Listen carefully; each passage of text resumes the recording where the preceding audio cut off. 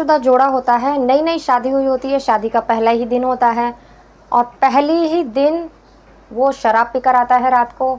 आने के बाद लड़ाई करता है। जिस दिन उसे अपनी पत्नी से प्यार से बात करनी चाहिए थी, अपनी आगे की ज़िंदगी के बारे में सोचना चाहिए था, बातें करनी चाहिए थी, उसी दिन वो अपनी पत्नी से लड़ाई करता है। दोनों में लड़ाइयाँ होने लगती हैं और गाली बकता है अपनी पत्नी को और फिर गुस्से में उसे तलाक दे देता है।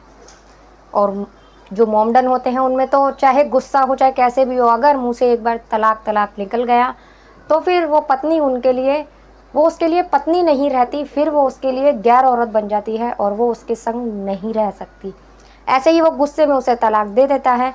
देने के बाद में अब वो पत्नी क्या करती बेचारी, खुद तो बेहोश हो जाता है लेकिन वो रोती रहती है और रोकर यही सोचती है कि अब मैं कहाँ जाऊँ, अब मैं अपने घर जाकर ये बोलूँ कि मेरे पति ने मेरे साथ कुछ नहीं किया और बेफालतू में मुझे तलाक दे दिया, अब मैं क्या करूँ। वो यही सोचती रहती है और पूरी रात उसे नींद नहीं आती और उसका पति दूसरी दुनिया में चला जाता है क्योंकि उसने शराब ही इतनी पी रखी थी, नशे में इतना था। लेकिन वो मन ही मन कुछ ऐसा करती है, उसे अपने पत्नी से बदला लेने को सोचती है। तो वो एक कदम उठाती है और ऐसा करती है, हर दिन उसे पछताना पड़ता है उसके पति को, उसको सज़ा ऐसी देती है, उसे ये मजबूर महसूस कराती है कि उसने कितनी बड़ी गलती की है और रोज़ उसे इस गलती का मुआवजा भुगतना पड़ता है। तो दोस्तों, मैं गीता गुप्ता, स्वागत है आप लोगों का मेरी आज की एक नई कहानी में। जय माता दी। और अगर आपको वीडियो अच्छी लगे तो प्लीज़ वीडियो को लाइक कर दीजिएगा, चैनल पर नए हैं तो चैनल को भी सब्सक्राइब कर दीजिएगा। ये जो घटना है इसमें एक फैमिली होती है जिसमें एक हस्बैंड वाइफ होते हैं और उनका बेटा होता है।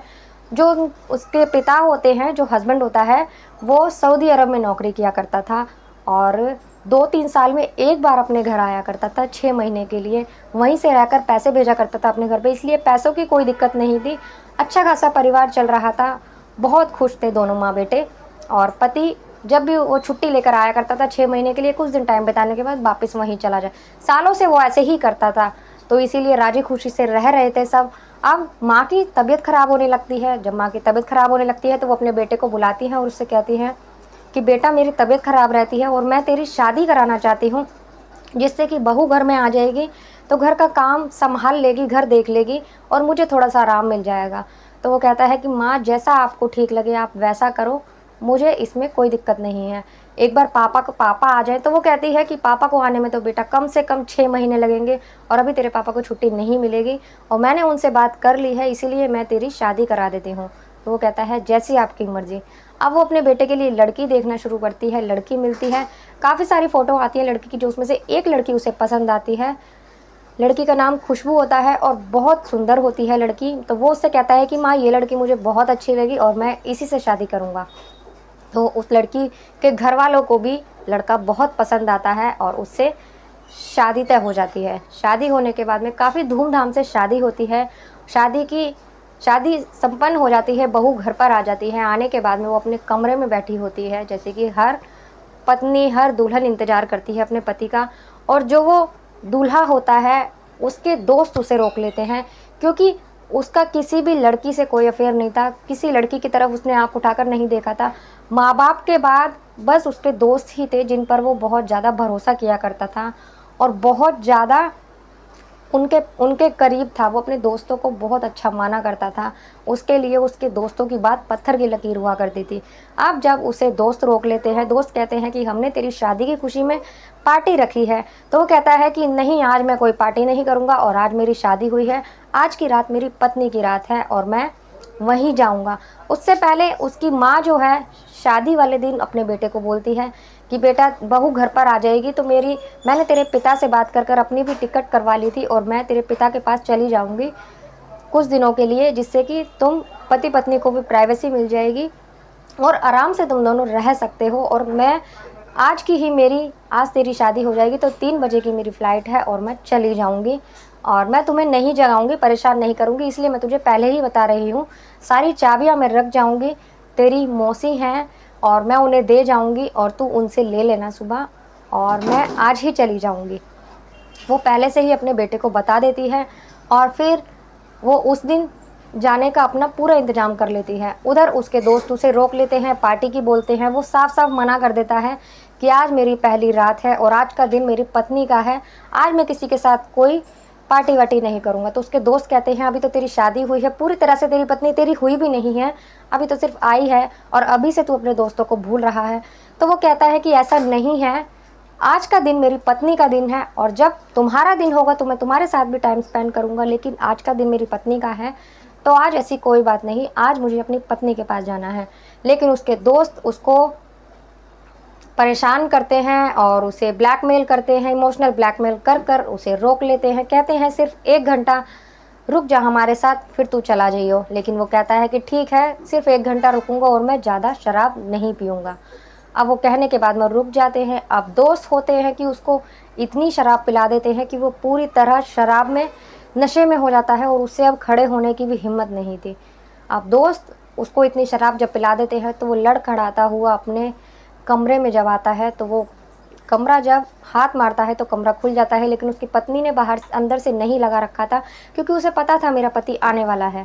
जब वो अंदर जाता है तो जैसे तैसे करके पलंग पर पहुंचता है और जाते ही अपनी पत्नी का घूंघट उठा देता है और उसे बड़ा अजीब लगता है। ना उससे कोई हाय हेलो ना नमस्ते, कुछ भी नहीं करता, उससे पूछताछ कुछ नहीं करता, हालचाल कुछ भी नहीं लेता, डायरेक्ट जाके उसका घूंघट उठा देता है। तो उसकी पत्नी कहती है कि आज के दिन इतना अच्छा दिन है हमारा, आज शादी का पहला दिन है और आप इतनी शराब पी कर आए हो।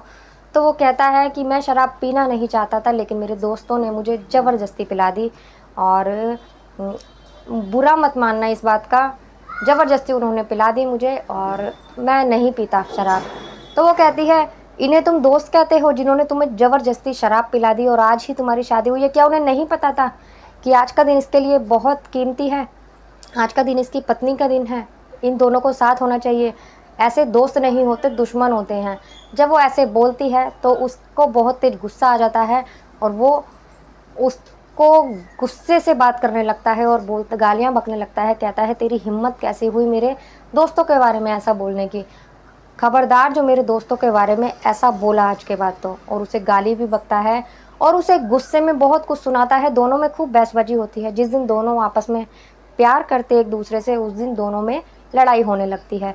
लड़ाई में ही गुस्से गुस्से में ही वो उसे तलाक दे देता है, कहता है तलाक तलाक तलाक और आज से मैं तुझे तलाक देता हूँ, ऐसा कह देता है उससे और फिर बेहोश हो जाता है, मतलब गिर पड़ता है नशे में।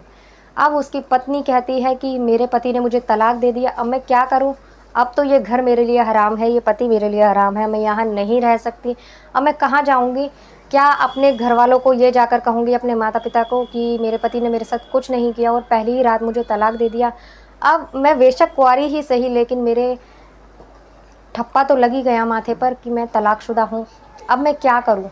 अब उससे नींद तो कोसों दूर थी, वो यही सोचती रहती है, परेशान रहती है। अब जैसे तैसे करके रात निकलती है, सुबह होती है। सुबह वो एक पत्नी की ही तरह कमरे से निकलती है, बाथरूम जाती है, नहाती वाती है, नहा धोकर फ्रेश होती है, जिससे कि किसी को ये ना पता चले कि उन मियाँ बीवी के बीच में क्या हुआ है। अब जब वो तैयार हो रही थी, इतने में उसके पति की भी आंख खुल जाती है। आंख खुलने के बाद वो बाहर आता है तो उसकी मौसी होती हैं वहाँ, खाला, और वो उससे कहती हैं कि बेटा तू उठ गया, मैं तुम दोनों के उठने का ही इंतज़ार कर रही थी और तेरी माँ तो चली गई सुबह 3 बजे और तुम दोनों के लिए ही मैं यहाँ थी, अभी तक रुकी हुई थी। ये ले बेटा घर की चाबियाँ, तेरी मम्मी ने बोला था मुझे कि वो उठ जाए तो उनको चाबियाँ दे देना, फिर तू चली जाना, ये तिजोरी की चाबी है, ये घर की चाबियाँ हैं और अब मैं जा रही हूँ। और बता देती है कि बहू उस कमरे में तैयार हो रही है। वो चला जाता है, वो चली जाती है अपने घर और वो उसके कमरे में जब आता है तो उसको कहता है कि मुझे माफ़ कर दो, मैं पता नहीं मैंने कितनी शराब पी ली थी और मुझे ये भी याद नहीं कि रात में मैंने तुमसे क्या कहा क्या नहीं करा, और रात के लिए मैं माफ़ी चाहता हूँ। मैं जानता हूँ तुमने बहुत सारे सपने देखे होंगे आज के लिए, लेकिन मैं उन सपनों पर खरा नहीं उतर पाया, इसके लिए मुझे माफ़ कर दो। तो वो चुप रहती है और एकदम से बोलती है किस बात की माफ़ी मांग रहे हो, इस बात के लिए कि तुमने पहली ही रात मुझे तलाक दे दिया, जो कोई भी पत्नी नहीं चाहती वो तुमने मुझे दिया है, पहली ही रात बिना कुछ किए ही मुझे तलाक दे दिया, इस बात के लिए। तो वो कहता है मुझे नहीं मालूम कि मैंने तब तुम्हें तलाक दिया है, मुझे बिल्कुल भी कुछ भी याद नहीं है। अब वो कहती है मैं अपने घर वालों को क्या बोलूँगी, अब मैं यहाँ तुम्हारे साथ पत्नी बनकर तो नहीं रह सकती, ये मेरे लिए हराम है, अब मैं करूँ तो क्या करूँ, कहाँ जाऊँ। तो वो कहता है तुम्हें कहीं जाने की ज़रूरत नहीं है, तुम यहीं रहो और किसी को मत बताना इस बारे में। तो वो कहती है इस बारे में मैं किसी को नहीं बताऊंगी, लेकिन हमारे जो मज़हब कहता है कि अब मैं तुम्हारी पत्नी नहीं हूँ, तुम्हारे साथ नहीं रह सकती और ये पाप लगेगा, हमारे लिए हराम है, अब हम दोनों पति पत्नी नहीं हैं, मैं तुम्हारे साथ कोई भी रिश्ता नहीं रख सकती। ये तो वो कहता है कि कुछ दिन तक तुम मेरे साथ रहो, हम अलग रहेंगे, अलग सोएंगे, जब तक मैं अपनी माँ को नहीं बुला लेता, माँ को बताऊंगा ये सारी बातें, फिर देखते हैं क्या होता है। अब वो ऐसे ही रहने लगते हैं, लेकिन उसकी पत्नी अब मन ही मन ये सोचती है कि कैसे इससे बदला लिया जाए। अब वो रोज़ रात को अच्छी तरह से तैयार हुआ करती थी और ऐसे कपड़े पहना करती थी जिससे कोई भी आदमी देखकर अपने आप को रोक ना सके और उसके पास जाने से ना रोक सके। अब रोज़ अपने पति को ऐसे ही परेशान करने लगती है, रोज़ एक से एक कपड़े पहनती है और तैयार होती है, बिल्कुल ऐसे कपड़े पहनती है जो उसका पति उसे देखे तो अपने आप को रोक ही ना पाए और उसके पास जाने से ना रोक पाए।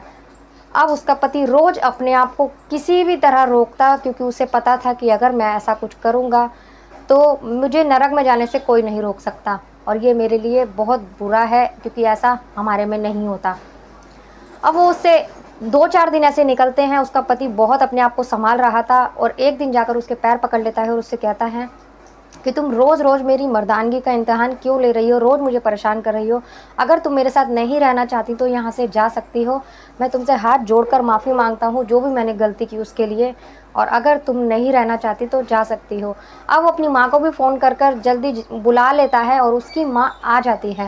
जब उसकी माँ आ जाती है तो माँ को सब कुछ बताता है वो कि ऐसे-ऐसे हुआ। अब उसकी माँ उसके अपने बेटे को मारती भी है और बहुत ज़्यादा उसे डाँटती है, लेकिन वो अब कुछ भी कर ले, अब वो तो उसकी पत्नी रही नहीं थी। अब जब अगर उसे उसके साथ रहना था तो वो अब पहले उसका किसी के साथ हलाला होता, एक दिन के लिए वो किसी की पत्नी बनती, तब इसके साथ आ सकती थी। और जो पत्नी थी वो ये करने को बिल्कुल भी तैयार नहीं थी। वो ये कह रही थी कि अगर मैं किसी के साथ अब निकाह करूँगी तो सारी ज़िंदगी के साथ उसी के साथ रहूँगी, वापस तुम्हारे साथ नहीं आऊँगी, क्योंकि मैं ऐसा नहीं करना चाहती कि दूसरे के पास जाऊँ फिर तुम्हारे पास आऊँ, और अब मैं एक ही बार करूँगी तो वापस नहीं आऊँगी तुम्हारे साथ। और वो चाहता था कि ये मेरे पास ही रहे, लेकिन वो ऐसा नहीं करती। जब लड़की के घर वालों को ये बात पता चलती है तो वो अपनी बेटी के लिए एक अच्छा सा लड़का देखकर उसकी शादी उस लड़के से करवा देते हैं और शादी राजी खुशी होती है और वो खूब खुश रहती है अपनी शादीशुदा ज़िंदगी में, और उसके 2 बच्चे भी होते हैं। इधर ये था, ये इसे सिर्फ अफ़सोस में ही रह जाता है और ये फ़ैसला करता है कि मैं अब कभी शादी नहीं करूँगा। वो ज़िंदगी भर शादी ना करने का फ़ैसला लेता है। साथ ही वो बहुत खुश रहती है अपने पति के साथ। उसके 2 बच्चे भी हो जाते हैं और राज़ी-खुशी उसकी ज़िंदगी गुज़रने लगती है। तो एक शराब ने एक घर बिगाड़ दिया था, जो उसने सपने देखे थे अपनी पत्नी के साथ, उसकी माँ के सपनों को, उसके सपनों को, सबको बर्बाद कर दिया था। एक लड़की के सपनों को एक शराब ने। कहते हैं कि दोस्त सगे होते हैं, दोस्त किसी के सगे नहीं होते। बहुत कम दोस्त ऐसे होते हैं जो कि समझते हैं। उसके दोस्तों की वजह से उसका घर बिगड़ गया। अगर उसके दोस्त उससे ज़िद ना करते तो शायद उसका घर नहीं बिगड़ता। तो दोस्तों, कैसी लगी आपको ये कहानी? अगर अच्छी लगी हो तो प्लीज़ कमेंट कर ज़रूर बताना। मिलते हैं अगली किसी वीडियो में एक नई कहानी के साथ। तब तक के लिए नमस्कार।